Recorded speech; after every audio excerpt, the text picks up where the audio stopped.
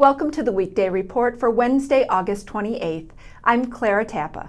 Here's a brief look at the news. The Menominee Nation is again asking the rival Potawatomi Tribe to join in as developer and/or manager of the proposed Kenosha casino. The Menominee floated the offer as Potawatomi opposition to Kenosha stands as a potential barrier to Governor Walker's approval of the project. The Potawatomi countered by bashing the Menominee for leaking the offer to the media. Meanwhile, on Tuesday, a group from Kenosha went to the state capitol to lobby for the Menominee project. It was 50 years ago today that the Reverend Dr. Martin Luther King Jr. delivered his famed "I Have a Dream" speech in Washington, D.C. 82-year-old Ross Boone was among the Kenosha area residents who were there. Still, Boone said he never gets tired of listening to the speech. But others, including Kenosha resident Lillian Brown, say they have mixed feelings about whether King's words have been taken to heart to move people past racism. To see a special video presentation on the speech, including reflections from area residents and a reading of the address by students at Wilson Elementary School, go to kenoshanews.com. Hundreds paid tribute Tuesday night to the late Larry Zarletti as they attended the final concert for Twilight Jazz 2013 on the grounds at Anderson Arts Center in Kenosha. The 60-year-old Zarletti, a former Kenosha County Sheriff, was well known as an accomplished jazz vocalist with a number of CDs, including one to be released soon.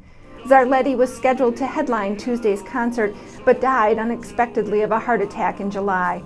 Tuesday's program, performed by the Parkside Reunion Big Band, included featured guest singer Wayne Messmer, along with local singers Sue Crawford and Joya Santarelli. An early evening fire destroyed a barn on Highway SA just north of Camp Lake on Tuesday.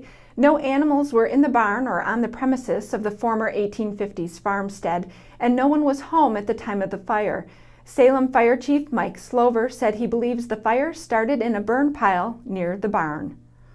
The trial is continuing today for a Summers EMT accused of sexually assaulting a patient during transport. Attorneys for 38-year-old Joden Frober on Tuesday questioned the credibility of the alleged victim, who had suffered seizures before 911 was called. Frober is expected to testify today, and closing arguments could occur before the end of the day. What's trending today? 50 years removed from Martin Luther King's "I Have a Dream" speech. How do you think America is different? Tell us on our Facebook page. Up next is Mike Larson with a sports take.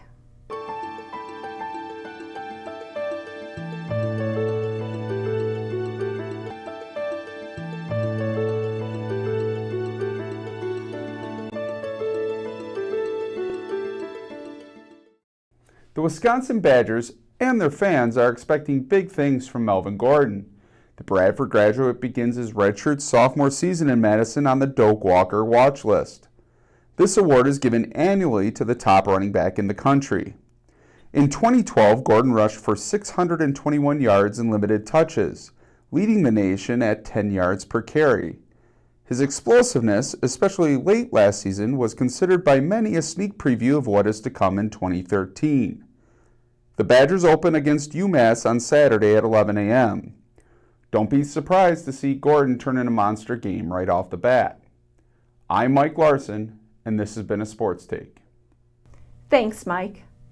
Now here's a look at what we're working on today. Motorcycle racing on Frozen Lily Lake will be subject to more restrictions this winter. Jill Roselle will have that story. And Bill Guida is saddling up on a Harley for tonight's Harbor Thunder Parade. Pick up a copy of the Kenosha News and check kenoshanews.com for all the details on these stories and more. I'm Clara Tappa with the Weekday Report.